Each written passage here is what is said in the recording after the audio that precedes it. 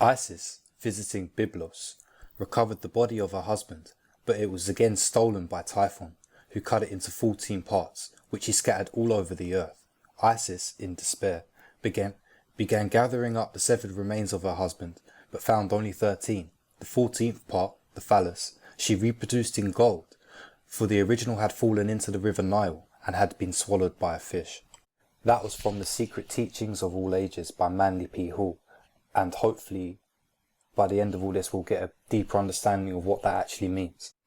So when we're looking at this scene from IPGII 2, what we're actually looking at is the grand Rosicrucian alchemical formula.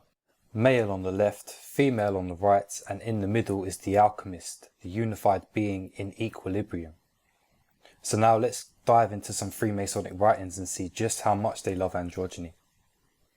The Hermetic Marriage by Manly P. Hall.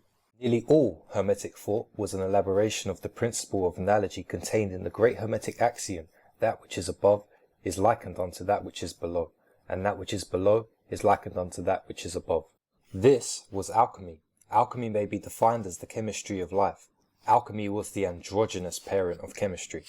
But beneath the rather peculiar wording of the alchemical marriage can be plainly traced the fact that it concealed a series of mysterious formulae concerning the transmutation of base metals into gold, and that by a process of special culture, the base elements of his nature could be transmuted into the spiritual gold they called the soul. To the Hermetists, man has always been considered androgynous, and they create the god Hermaphroditus to represent the duality of all living things. The ancient Rosicrucians taught that the eternal feminine was not extracted from the nature of man, as Moses would have us think, but rather made subservient to the opposite side of his own nature. Perfect equilibrium in nature of people is seldom met with. In fact, it is nature's greatest rarity. A person who has that perfectly balanced viewpoint is the living philosopher's stone. For both the Hindus and the alchemists agree that the spirit is androgynous. As God, it is both father and mother. God is both male and female, and as spirit of man is of God, it must partake of the androgynous nature of its parent. Okay, so there it is. The Hermetic marriage is about being androgynous. To the Hermetists, marriage is therefore symbolic of the ultimate reunion of the two halves of each individual's androgynous nature, when after repeated appearances and associations, each establishes equilibrium within his own constitution. The wedding ring was accepted by the ancients as being symbolic of the golden ring of the spirit fire. These ancient philosophers have predicted that ultimately the present methods of reproduction will be abolished and both halves of the spirit fire will be turned into the brain. Doesn't that remind you of that scene in Demolition Man? I was wondering if you would like to have sex.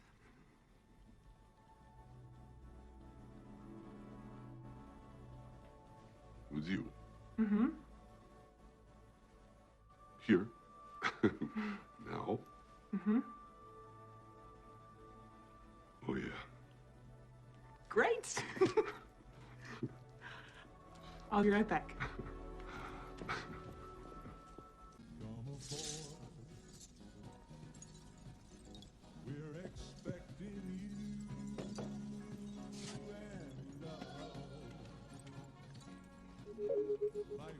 There you go.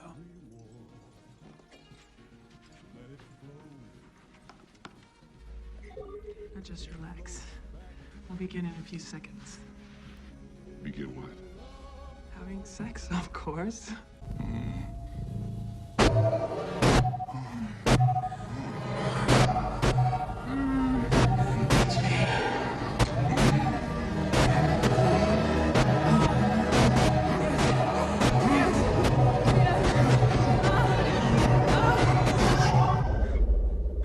What's wrong? He broke contact.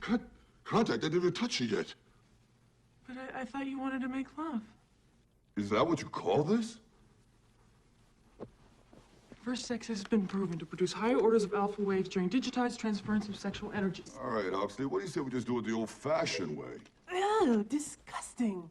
You mean fluid transfer? I mean, boning, the wild mambo, the hunka-chunka. It is no longer done. The exchange of bodily fluids, do you know what that leads to? Yeah, I do. Kids, smoking, a desire to raid the fridge? The rampant exchange of bodily fluids was one of the major reasons for the downfall of society. After AIDS, there was NRS. After NRS, there was UBT. And one of the first things that Dr. Cocteau was able to do was to outlaw and behaviorally engineer all fluid transfer out of societally acceptable behavior.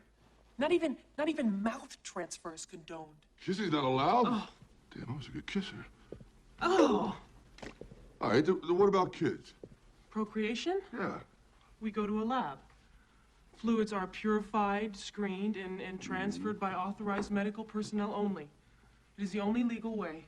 So yeah, I can definitely see them using this Kobe 1984 to abolish sex and carry on with their magnum opus, you know. Martu Padme, the great mother lotus, by a ray of light which he caused to descend from the heavens. This ray of light striking the lotus, kissed it with the gleam of energy that vibrated through the entire blossom. Thereupon the blossom opened its petals and dropped its seed which, falling into chaos, were the beginnings of worlds.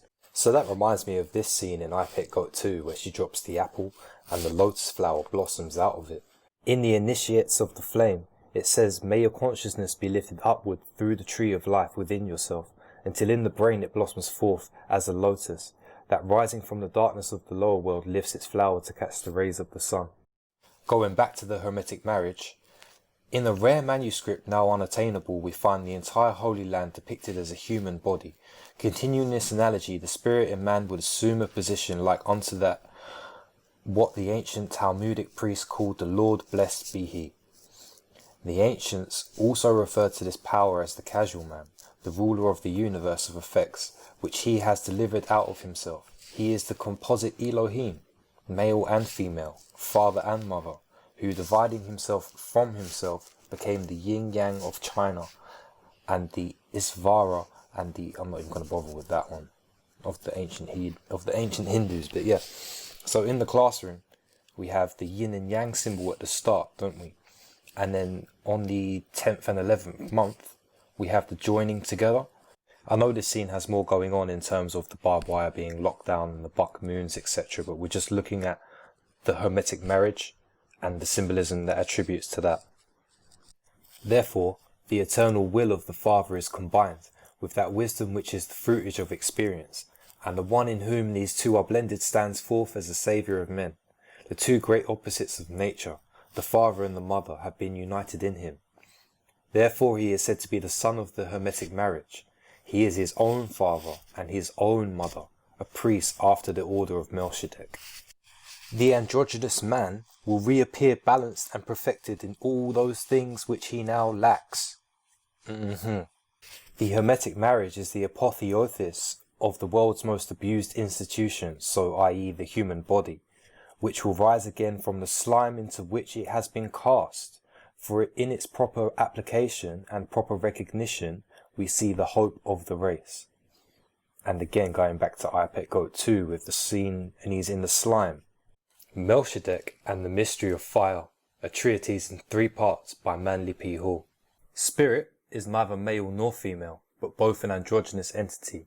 The perfect manifestation of the androgynous spirit must be through an androgynous body, which is self-generating. Long before the building of the King Solomon's temple, Masons were known as the Sons of Light. We are informed by several distinguished writers that it, the word masonry, is a corruption of the Greek word Misauran, no, I'm not even going to bother, which signifies I am in the midst of heaven, alluding to the sun, which being in the midst of heaven is the great source of the light. Others derive it directly from the ancient Egyptian 3, the sun, and mas, a child, Freemason, i.e. children of the sun or sons of light. So we see with Heliofant, and Helio being the sun, and Font, or Fant, being infant. So you have the children of the sun or sons of light in Heliofant as well. The secret order of Melchizedek can never appear in the physical world whilst humanity is constituted according to its present plan. It is the supreme mystery school, but a few have reached the point where they have blended their divine and human natures so perfectly that they are symbolically two-headed, i.e. equilibrium. Such is the true mystery of Melchizedek, king of Salem, the priest king, priest water, king fire, priest female, king male, who was his own father and his own mother, and in whose footsteps all initiates follow. Okay, so androgyny is a huge part of this, the magnum opus. They want to turn everybody into the Philosopher's Stone.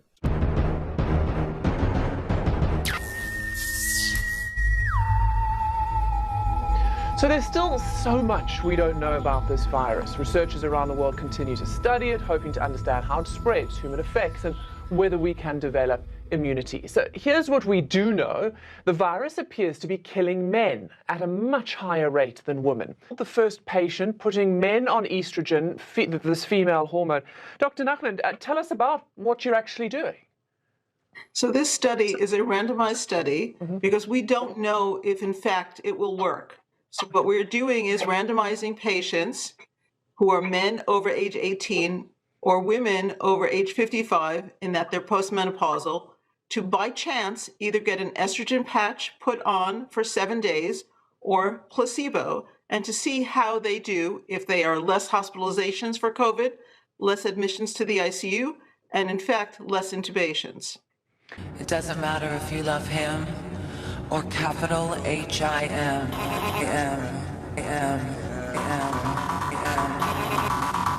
Just put your paws up, 'cause you were born this way, baby.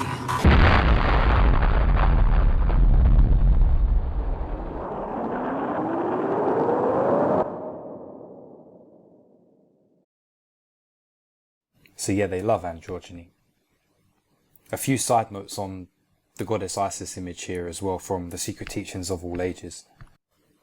Mourning for her dead husband, and also for the physical death which she caused every creature to undergo in order to receive a new life in posterity or a periodic resurrection.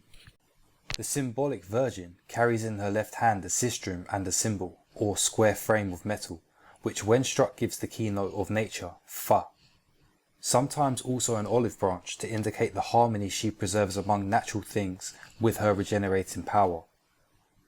By the process of death and corruption, she gives life to a number of creatures of diverse forms through periods of perpetual change. The symbol is made square instead of the usual triangular shape in order to symbolize that all things are transmuted and regenerated according to the harmony of the four elements. Dr. Backstrom believed that if a physician could establish harmony among the elements of earth, fire, air and water and unite them into a stone, the Philosopher's Stone, symbolized by the six-pointed star or two interlaced triangles, he would possess the means of healing all disease. So yeah, going back to the start where she reproduces his phallus in gold, that symbolism is symbolism of the Philosopher's Stone, getting reproduced in an androgynous being and being illuminated or godlike, healing us of our male and female nature, you know? I don't want to say too much, but the disease, male, female, bringing it back together, yeah. Thank you for watching, and we'll keep it going.